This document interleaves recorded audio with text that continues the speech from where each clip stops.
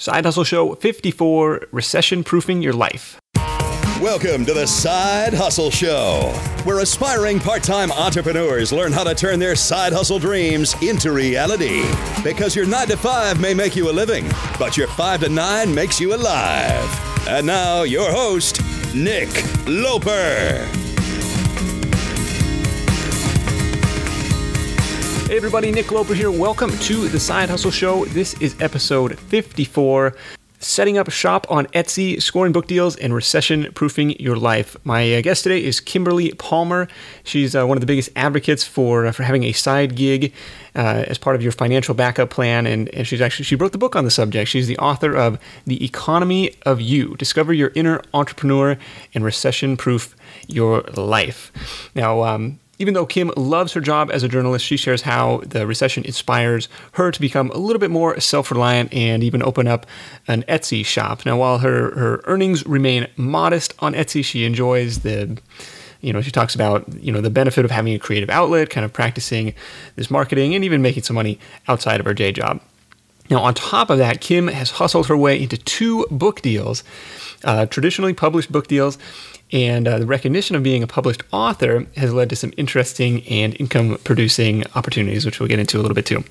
And speaking of writing, I've spent this entire week trying to hustle my way to the top of Amazon for my latest book project, and we've done some things right and done some things wrong. All in all, I'll share all the results with you when I am able to, when the dust settles and it's all said and done. But the book is called Work Smarter. It's a list of more than 350 online tools and resources that top entrepreneurs are using to be more productive and reach their goals. So if you're listening in real time, which would be first week of June 2014, you can grab a copy at Amazon, or if you just go to worksmarter.co, that'll take you there. It's free for today and part of tomorrow. But will still be very affordable after the launch period is over. Again, that's worksmarter.co. I think you'll like it. I discovered a ton of new resources, through the course of putting the thing together. So I guarantee you'll find something you've never heard of in there. And of course, your reviews on Amazon are very much appreciated for that. Now, more than 500 entrepreneurs contributed to the project, which is a pretty serious undertaking. So if you stick around to the end of the show, I'm going to share the 4 tools that I relied on the most out of those 350 to create and launch this thing. And with that, let's get Kim on the line. Hey, Kim, welcome to the Side Hustle Show. Hi, Nick. Thanks for having me. Well, thanks for coming on. So Kim is a journalist by day, an Etsy seller by night, also a mom, a blogger, a speaker, and I think a real advocate for side hustlers everywhere, or as she would say, side giggers. She's written a book on the subject called The Economy of You: Discover Your Inner Entrepreneur and Recession-Proof Your Life. I love it. So Kim, let's talk about this book for a second, The Economy of You. And there's like 100 different side hustlers featured in this story. Was there like some overarching theme or trait or some commonalities between these guys that you researched? I think that the people that were most successful, and of course, the 100 people that I ended up including in the book were the ones that were most successful. The big trait that they all have in common is just their willingness to experiment and fail and keep going, because for all of them, and for myself too, failure is such a big part of being an entrepreneur.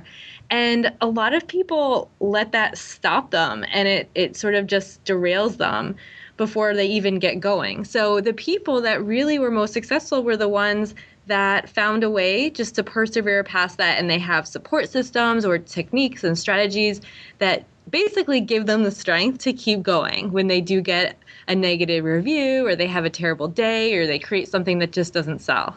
Gotcha. I really like that experimenter's mindset, and that's something that we've talked about on this show, and then I've talked about on some other shows. And I think one of the sound bites was like, the side hustle scientist never really fails. And you think about the guy in the laboratory mixing the test tubes. It's like the experiment never really fails. It just either proves or disproves his hypothesis. So, it's back to the drawing board if things kind of blow up in his face, but hopefully it's not life-threatening. In most cases, a side hustle failure is not life-threatening. I know I've had probably more than my fair share where, and I think for this brand of entrepreneurship especially, failure is okay because in most cases, at least hopefully in most cases, you have that day job as your backup. So this isn't, I don't need this to hit a home run to buy groceries, to pay my rent. Exactly. And I think that's really the beauty of a side business, because it's not something that you're relying on, at least not right away, to pay the bills. And so it gives you that freedom to be creative, to experiment, to try something, to watch that not really work out, but then try something else. So I think that's really what's so great about a side gig.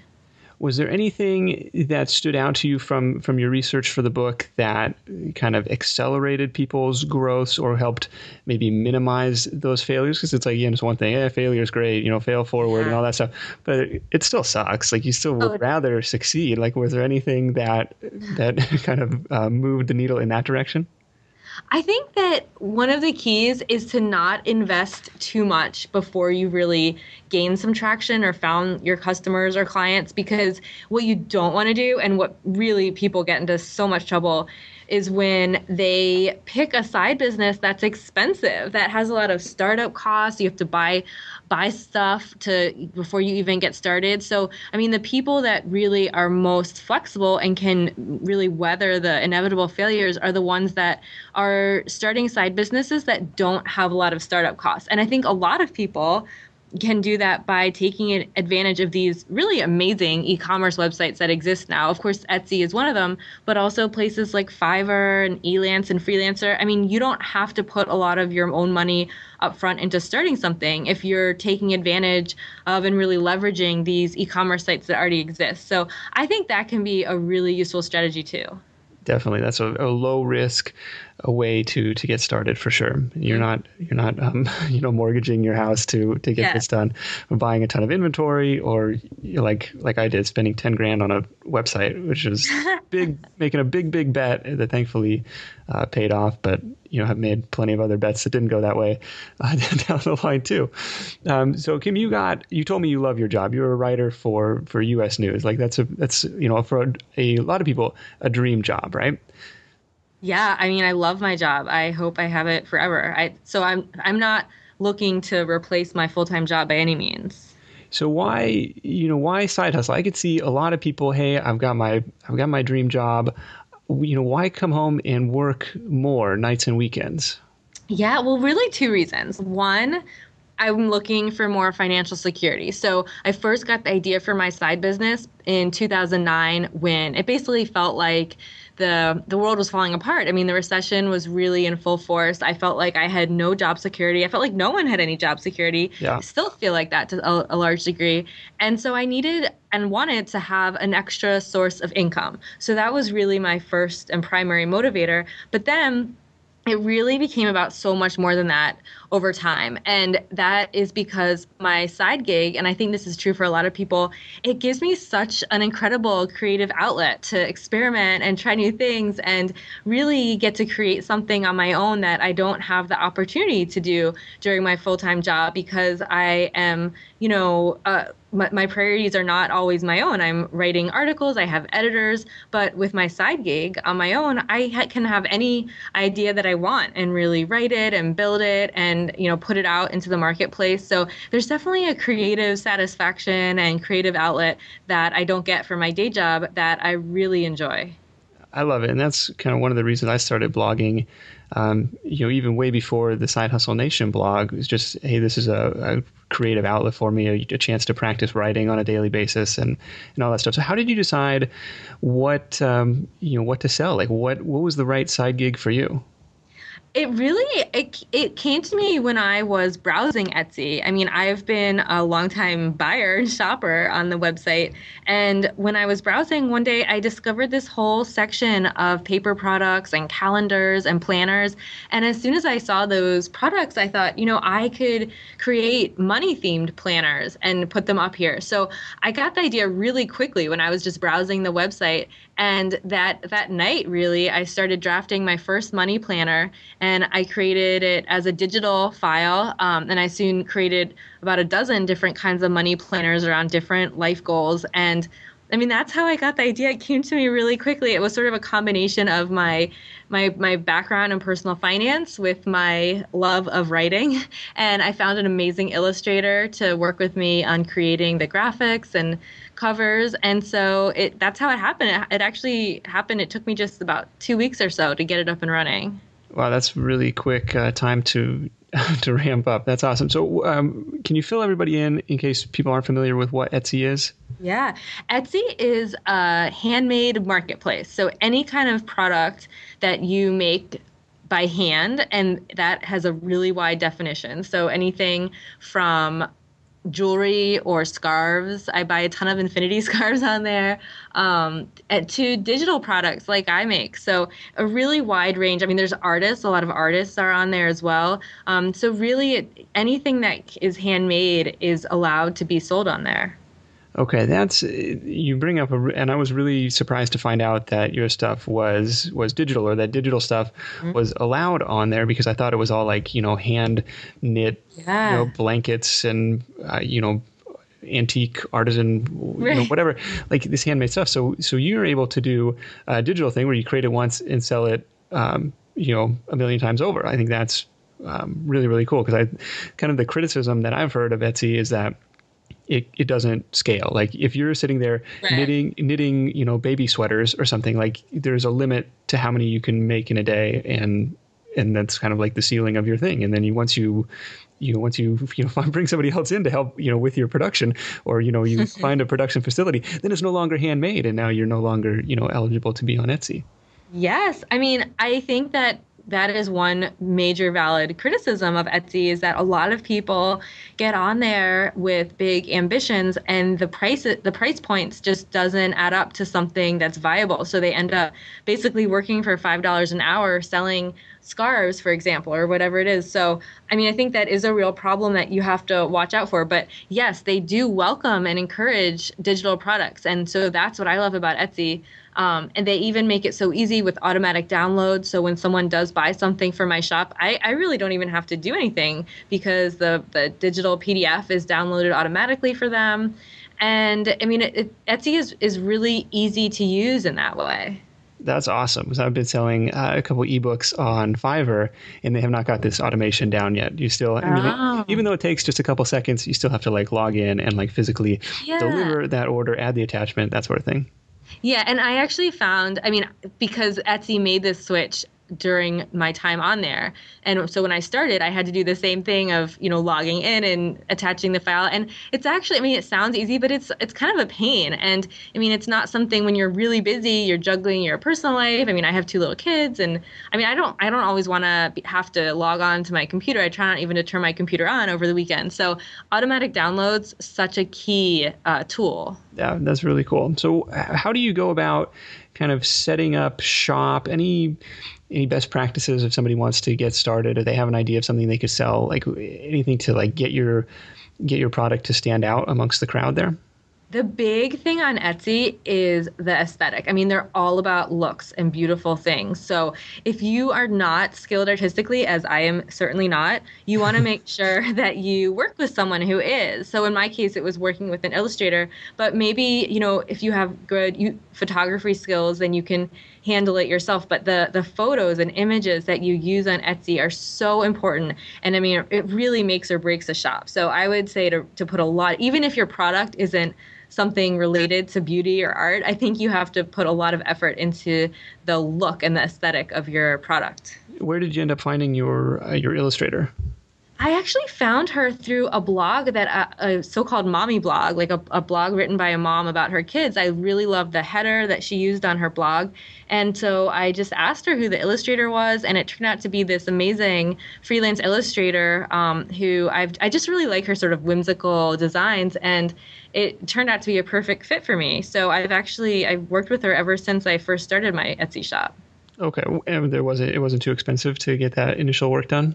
No, I mean, she charges a pretty reasonable hourly rate. So I think my initial investment was about $100, which I thought was reasonable for getting my first planner up there. So, I think it's totally, I mean, it was, $100 isn't nothing, but it was something I was ready to do to get my shop going. In the grand scheme of startup costs, that's pretty low. Yeah. It's the $100 startup. Yes, exactly. I like it. Now, okay, so you've got your things illustrated. They're up for sale. Now you're like, is there any other marketing that goes on? Like, Yes. It seems like you can't just put it out there and like, No. if you build it, they will come.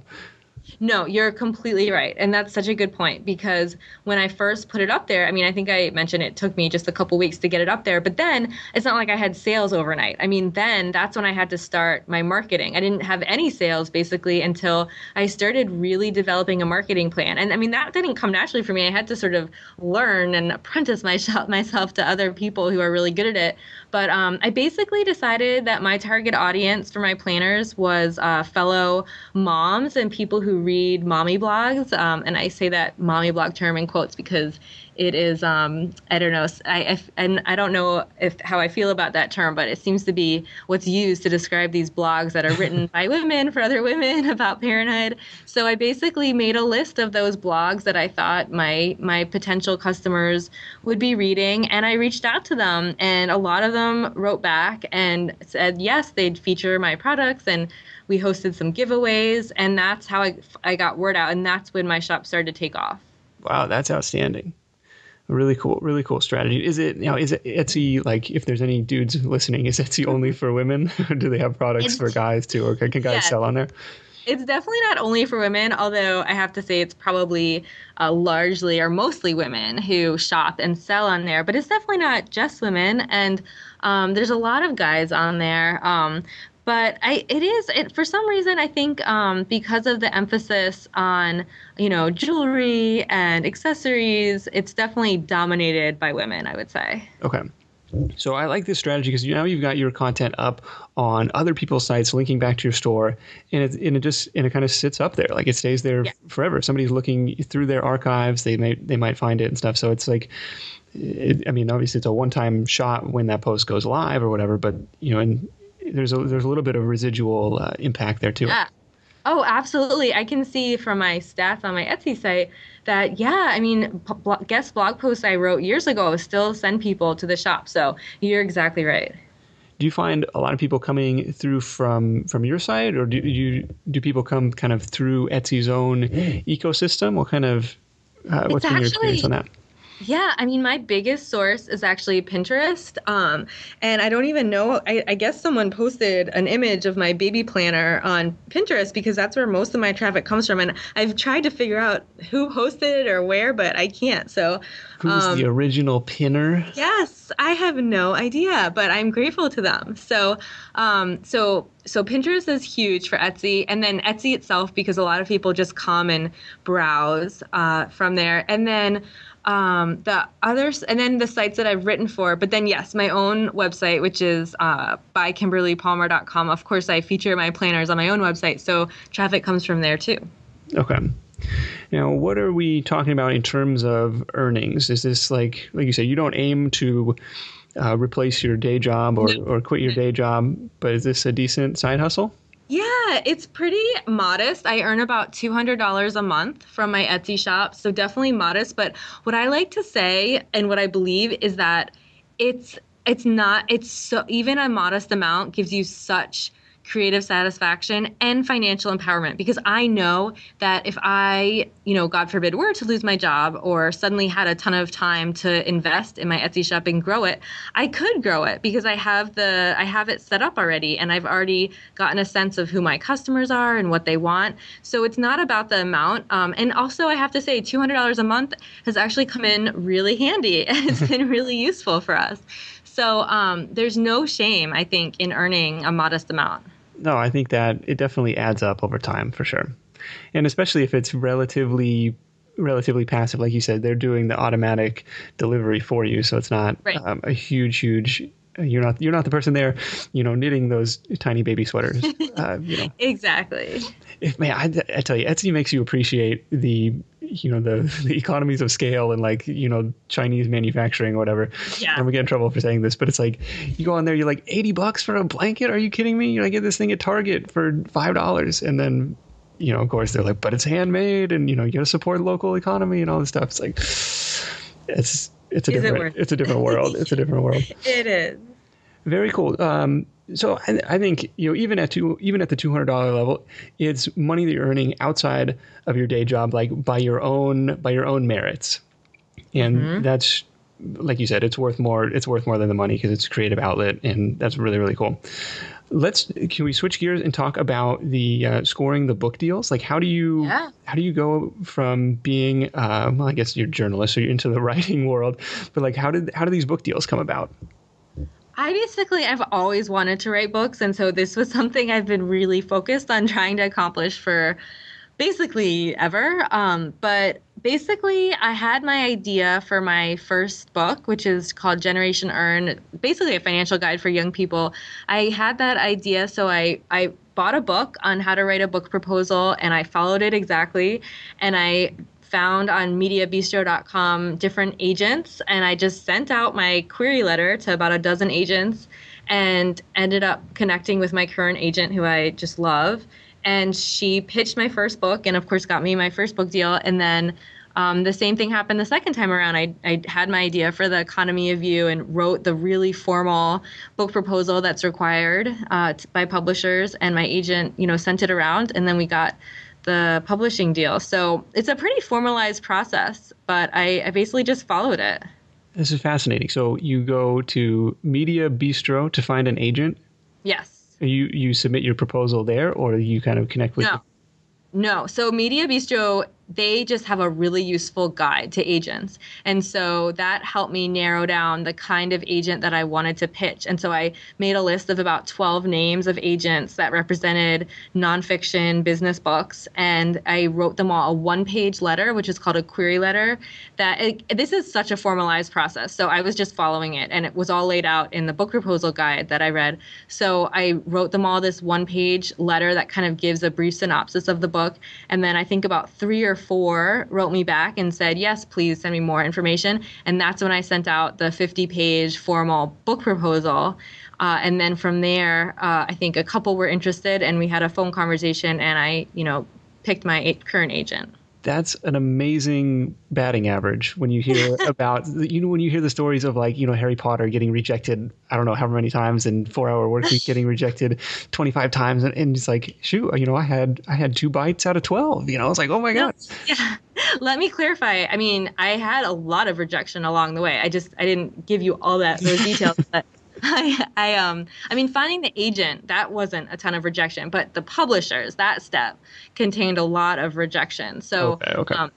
So when I did get together with my agent, and she started submitting it, for each book, we got at least half a dozen rejections. I don't even really remember now, but definitely a lot of rejection along the way.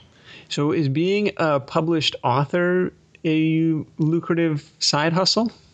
No, it's not at all. There's basically no money in writing books. If I calculated the hours to payment I got, it would be, I'm sure less than a minimum wage. So writing a book itself is absolutely not a way to make a ton of money, but the key is that it opens up a ton of opportunities. So each of my books has helped connect me with new opportunities I never would have had otherwise, from writing for new publications to speaking engagements. And that's where it's possible to, leverage the book to earn extra money. So at least in my experience, and I'm certainly not speaking for everyone, I found that the book itself doesn't necessarily earn a lot of money, but then you can find these other opportunities as a result of it. Yeah, there's some authority that comes with being a published author. And then, like you said, you can turn that into speaking gigs and stuff. Yeah, that's pretty awesome. So if you had, I guess, to take it back, and this is good. Like if you only had an hour a day to work on all these different side businesses, how do you spend that time?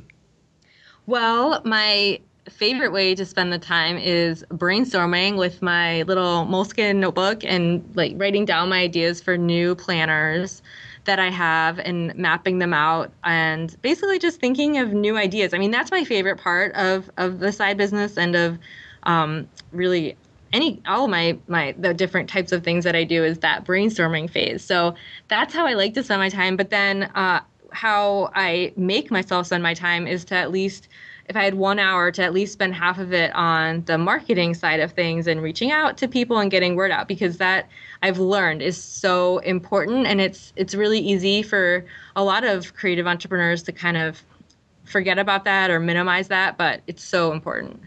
I can definitely see that being an issue with, with the Etsy sellers. Like, hey, I'm an artist, I'm a craftsman, and so I'm going to put it up there and think that now the buyers are going to flood in because they're going to recognize, hey, this is some awesome quality handmade stuff.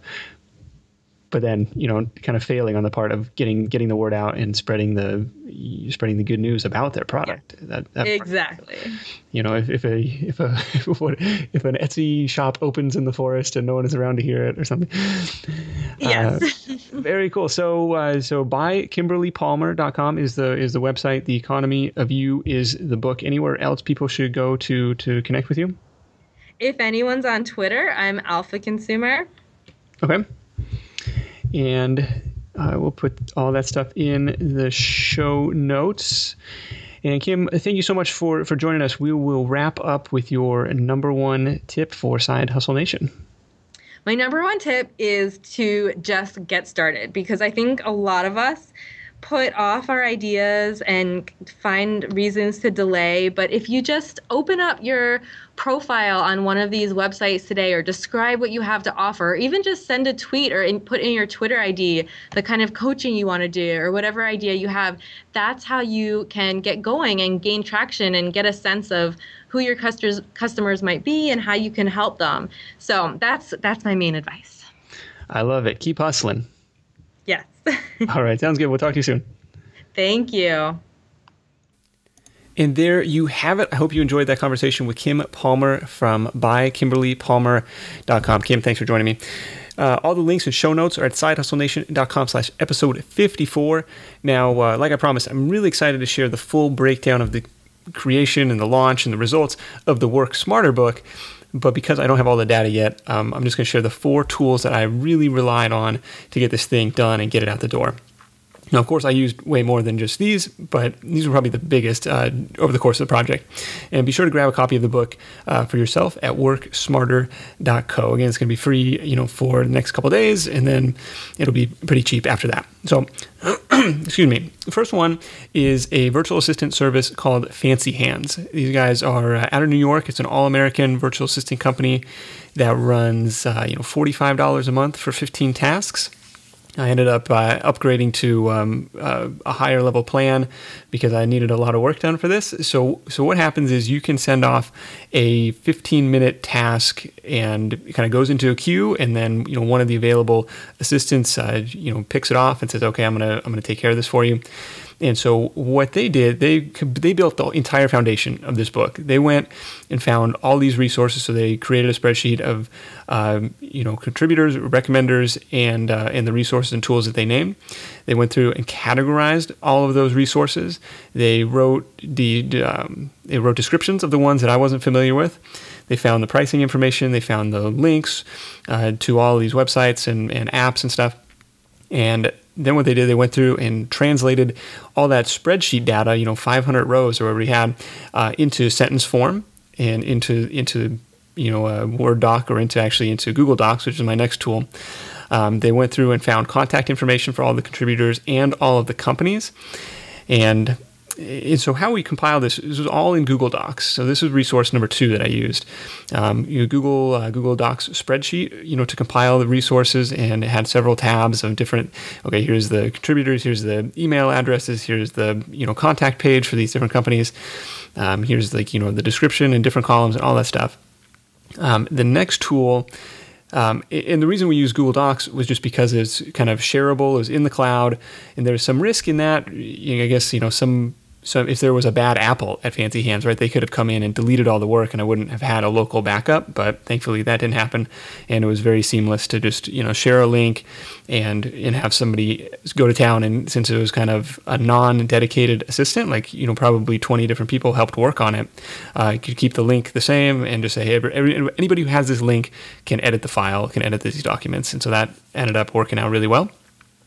The next tool that I really relied on is Reportive, which is a free Gmail plugin that shows, people's contact information, social profile information in the sidebar of your email or in your Gmail. And how we used this was to kind of guess people's email addresses. We didn't have good contact information for everybody who contributed, but a lot of times we could find a website, or we could find a Twitter handle, and from there we could find a website. And so we would guess email addresses, like common email structures, like first initial, last name at companyname.com, first name at companyname.com, first name at blogdomain.com.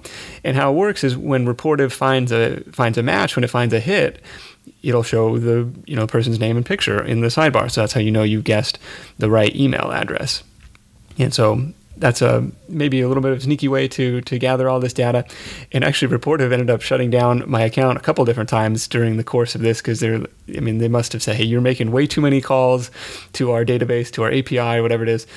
Something fishy must be going on. And then the final tool that really was a helpful resource in getting this thing done is called Streak. It's another free Gmail plugin. And I first heard about this from my guest, Melanie Ida Chopko, she was on the podcast about a year ago. And I installed it at that time and never really did anything with it, never really understood what it was for. And I'm still only scratching the surface of its capabilities. It was kind of like a CRM tool inside of your inbox. But the feature that I used was to schedule emails for later. So I knew I was launching on Monday, and I wanted to reach out to all these people individually, because I didn't want to mass email them, because I think that would have been that would have had a low response rate for one, and would have probably triggered some spam filters for another. So I wrote individual emails, kind of from a template, to every person, citing them by name, the resource that they named by name, and whatever personal, like if I saw somebody who was in San Francisco, oh, by the way, I'm out in the East Bay, something like that, to personalize it a little bit. And so I queued these up in Streak to go out. So I scheduled it for Monday morning, starting at 4:45 a.m. all the way up to 10:45 a.m. or something. I had 400 something emails that were set to go out on Monday morning to help kind of carpet bomb the internet. And it was a really, really successful campaign. I don't have the exact numbers, but probably got close to a 50% response rate, which is outstanding for any kind of mass mailing like that. A bunch of people ended up tweeting out the book and sharing it on social media, so it ended up being a pretty good result. Again, if you want to check out the full book, it's at worksmarter.co, or you can search for it on Amazon and find it there. It's 350 online resources today's top entrepreneurs use to increase productivity and achieve their goals. I think you're going to like it. Anyways, that's all for this week's show. Until next time, go out there and make something happen, and I'll see you next week in episode 55. Thanks for listening to The Side Hustle Show at www.sidehustlenation.com.